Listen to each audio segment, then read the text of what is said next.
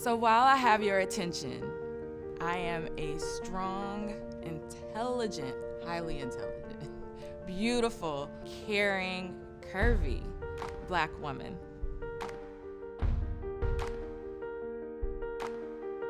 My name is Leah Frazier, and I am the CEO of Think3 Media. We are a creative marketing and communications agency here in Dallas, Texas. Born and raised here in Dallas, Texas. To be quite honest, I'm feeling extremely exhausted. It's been a very trying time, but this is no different than how I've felt pretty much my entire life. Every day just waking up is a new battle for people to get to know me, to get to know culture, to get to know history, and having to be one of the ones on the forefront. It can be quite exhausting, but I'm up for the challenge. It's been an incredible journey. I went to go play basketball in college in Rochester, New York, so that was culture shock. And then went to law school. You know, there's already a small percentage of African Americans that are in law school, and then those that actually graduate and take the bar and pass the bar and then go on to practice. It's just all of these weights that are on my shoulder that I have to overcome. So I've always been somebody that was just up for the fight, and I realized at the end of the day, for some people, it will never be enough. And when I realized that, probably in my late 20s, it was devastating that nothing I ever did would ever be enough because someone was always going to judge me by the color of my skin. I practice in federal court. You have to be very polished, you have to be very put together, and I had decided at some point that I was going to grow my hair out naturally, and the first thing that I was told was that even if you do that, you cannot go to court and have your hair out.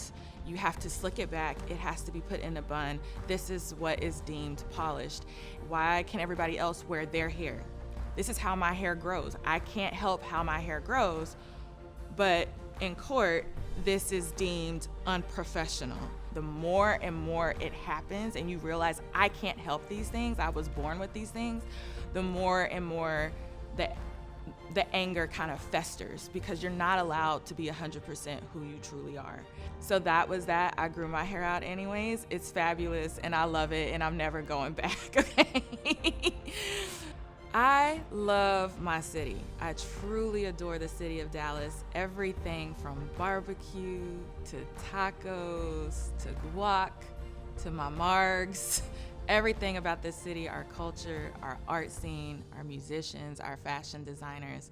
I truly love the city of Dallas despite everything that's going on. I don't like being discriminated against. I don't like not being able to wear my natural hair. I don't like continually having to have this conversation. I think we can make progress, but I think we all have to come together. There's days where I just feel like the soul is just being sucked out of my body and I can't recover. As Black people, we cannot do this by ourselves. So when you're seeing all of this and you're hearing people say, we need our white allies, it's absolutely true. We're still fighting a system that was built to be against us in the first place. And historically, we've seen how that has not changed. So if this is the time, you have to step in right now, link arms with us, and let's bust this thing down.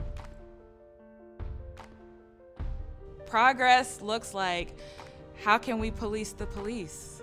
Progress is you allowing me to be 100% of who I am and not requiring me to change the inflection in my voice, to change my hair to what you deem to be professional. There has to be representation across the board. Educate yourself, give funding, and then speak up.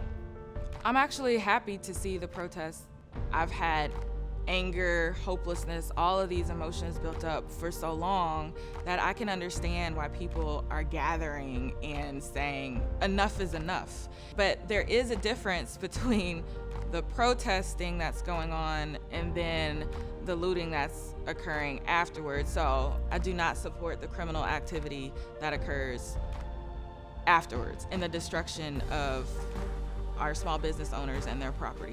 So you can see that it can effectuate change, so we can't be afraid to put ourselves out there trying to make sure that we don't lose sight of the message. I'm hoping that all of this sparks just everybody to run to the polls. That's where a lot of the change is gonna start. The change starts at the polls. Get registered to vote, and then get out there.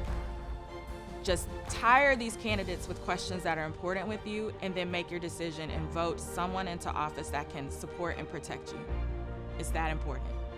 So while I have your attention, educate yourselves and just stand with us. As a community, we can rise above this, and we can get past this, but we can't do it unless you get active and you take a stand alongside us.